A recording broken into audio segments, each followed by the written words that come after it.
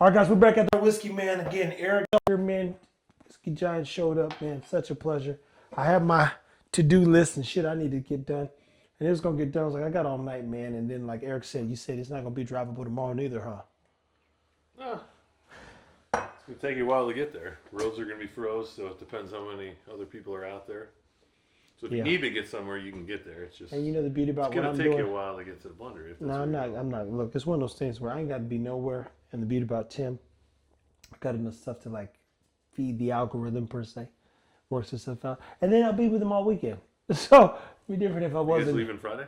Yeah, Chance said he's leaving Thursday, but like I'll be there Friday, Saturday, and probably find a way to come back Sunday. But leaving Friday morning?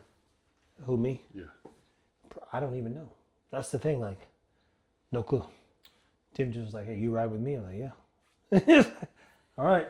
Now you're a collector, man. What got you into collecting anything? I know I walked into your home. Eric invited me and Jimmy and I over to his house, and he got this beautiful wall of like train sets, dude. Mm-hmm. And then I think it transcends to whiskey as well. What got you into collecting stuff, man? Because that train wall is crazy, in a good way, to be clear. I'm wired to be an engineer, I guess, so I'm a little analytical and stuff like that. And one of the things I like going down, or find myself going down, is rabbit holes. So if I got one thing, I got the whole series or the whole set. I mean, if it's worth having one, it's worth trying everything else. So as far as whiskey goes, that's kind of what I've done as far as, particularly around some of the distilleries that I enjoy, like Heaven Hill or Wild Turkey, is they have all these different expressions. Buffalo Trace is another perfect one where they got all these different varieties of, or labels, all these different brands. Mm-hmm. Majority of them come from the same base, the same mash bill. So what makes them unique? What makes them different?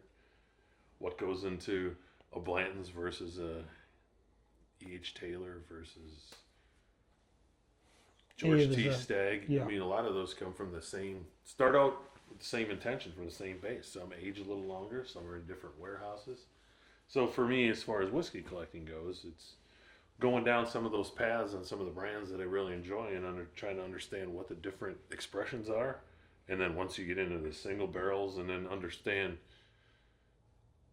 how much intentionality has to go into, let's just take a straight Buffalo Trace. Plain Buffalo Trace 90 proof. The intention there is that every bottle of Buffalo Trace, any place you have it, anywhere in the world, you expect it to taste the same, have the same profile. 100%. Then when you get into some other ones, like George T. Stagg and some of the more annual releases, is they're unique from year to year. Mm-hmm. So every year is different. Could be a different proof point. Could be a different age statement. Mm-hmm. So as far as collecting, it's understanding what the different nuances are from year to year that makes them similar or the same, yet different, yet unique. Mm. And then the train thing is a whole different boy thing, guy thing. Yeah. My dad got a train set when he was 7 years old and put them away for a while, and then as I was growing up, found them or we knew about them in the closet or whatever and got them out, and we'd set them up a couple times a year. And again, being an engineering mind and engineering background, got into that kind of thing and worked for a company that this train brand had a Lionel or MTH. They had a bunch of cars that were Caterpillar based, so I started collecting them because I worked there. So it was a little avenue in from the train world and collecting, and it's just it's a hobby I enjoy and my dad enjoys, and don't worry, you never grow out of it. Hey, whiskey you got to grow into, and you never grow out of it probably. Trains, you never grow out of it. Once you're hooked, you're hooked. Hey, look, guys, I'm gonna tell you this, man. This dude literally has depth of value in character, but not even knowing like. I don't think we talked like. So what got you into crafting too? Because when I saw your barrel that you built, I was like, "Damn, you did this?" You're like, "Yeah." I was like, "Man," in my head, you go, "Man, this dude didn't do this," but he did it. Like, how'd you get into crafting and stuff too? Because clearly that engineer mindset, you go meticulous, all that stuff. Like, what is that? I like. I'm willing to try almost anything. I want to do stuff. I want to learn stuff, whether it's plumbing, electrical, whatever. I mean, I do have my limitations. But I'm willing to try a lot of stuff and understand how things are built, how things are engineered, and then of times it's more reverse engineering.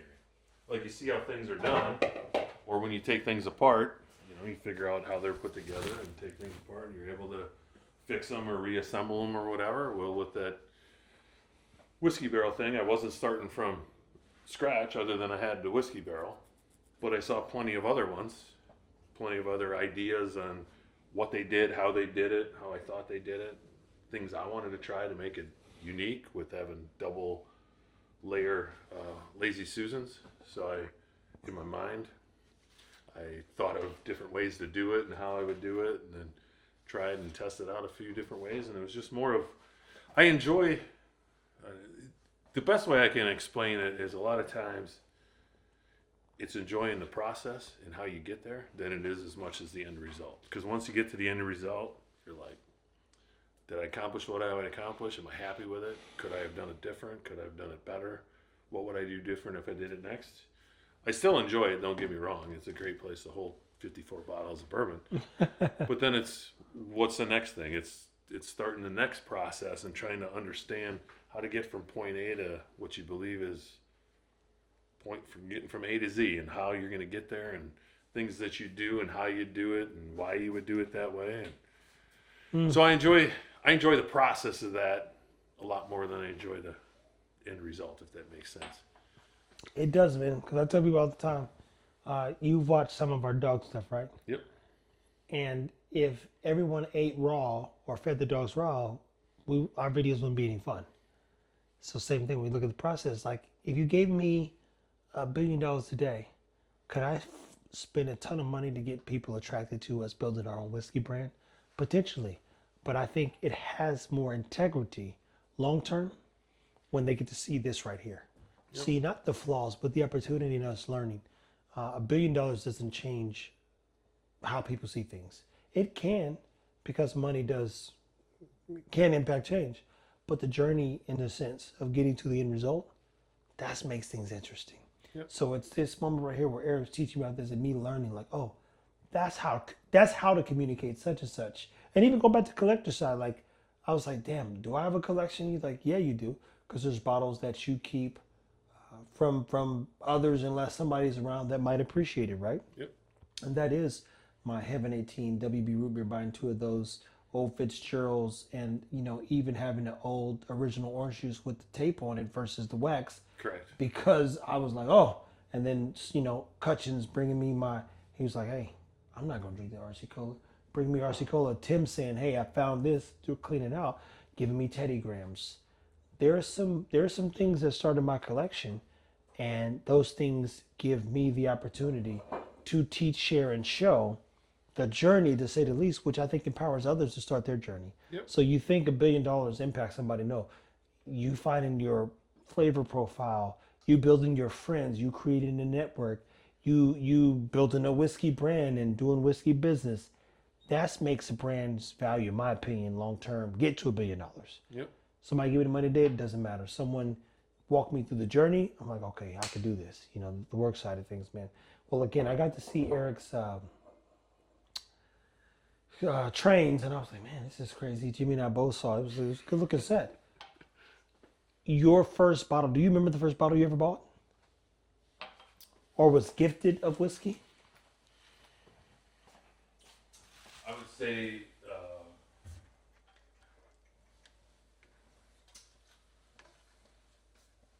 whiskey or bourbon.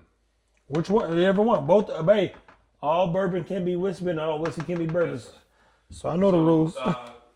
Growing up, German heritage background. Family enjoyed the old fashions, the Manhattan cocktails. So it's kind of split. A lot of Wisconsin's a big brandy area. Is it? Yeah. I think Did you try the Barracuda, right? Oh yeah. Yeah. So I think as far as the United States goes, I don't think there's any state bigger as far as consumption of brandy in the country than Wisconsin. Wow, I didn't know that. You want to go on a real journey, we'll get there, and that's the whole different story. That's a whole different episode. But anyway, so brandy, and then whiskey, whether it was American whiskey or Canadian whiskey. I'm talking 80 proof-ish. Yeah. So I grew up kind of around that, and then when I met my he was into the more of the bourbon side for bourbon cocktails and old fashions. So some of the first bottles I actually bought with him for him was to enjoy with him during holidays was Old Granddad. Ah. Wild Turkey. So I would say the first official bottles I bought were Old Granddad and Wild Turkey, and that kind of got me Going, huh? started on that. Actually, Wild Turkey turns out to be one of my favorites, one of my preferred distilleries. Now I'm drinking more of the barrel proof side than I am the entry level, the Wild Turkey 81 proof or whatever, 86 proof, whatever it is. But that's where I got my start. Well, guys, look, I started testing at the blendery. I drank quite a few different bottles and bought stuff that I thought was popular and tasty before I knew anything about whiskey. The blendery gave me a story to attach my purchase to. And so when you look at, hey, I'm buying a $70 bottle, $80, $250 bottle, it's not good though. Everything at the blendery kind of meets your needs. And because you get to try before you buy, you get to go, I'd buy that because I'm not gonna drink it all night. Sometimes we do. But for the most part, you go, wow, what's the story on that? Dude, they figured something else out, man. I'm literally with Chance and those guys, and they just spent probably $4,000-$5,000 in Kentucky at Penelope and everywhere else. You come back and root beer exists, and they're like, Trevor, make sure I get 2 of those. I'm like, bro, don't you got enough? Then you bring you half a truck back. But it's a story. It's the connection to the whiskey, to say the least, man. What would you tell those people who are starting their whiskey journey today? If they were like watching this and was like, man, where do I begin? How do I start? For one, start it with friends, people. I would tell you that. I would say start with friends, and then at the end of the day, be open, try different things. Don't judge a book by its cover. At all. Don't be presumptuous as far as what you think you like. At the end of the day, you like what you like. One way I can relate this, actually, with this bottle that I have on the table here, is common theme we've heard over the years is, for whatever reason, rye gets a bad name. I don't know if they had a bad experience with one of the first bottles that they had, Yeah. where they don't like the flavor of rye, but how many times have we heard people come into the blendery and they're going to do a bottle your own or Yeah. some kind of blend, and they're like, No rise. I'm going to leave with something other than a rye. And how many of those people leave with rye? Quite a 2 few. rise, 3 rise, all the rye they can get. Give me some more rise, please. More than you think. For all those people that say I'm not leaving with a rye. At the end of the 100%. day, you like what you like. And I'll equate that to my experience at Barstown when I went on I would say it was a abbreviated tour where it had more to do with tasting and thieving from the barrel than it actually did seeing the whole process. We went over to the Rick House and they had 4 barrels that they were thieving from. I think it was their Origin series. I think we had their 36% rye bourbon.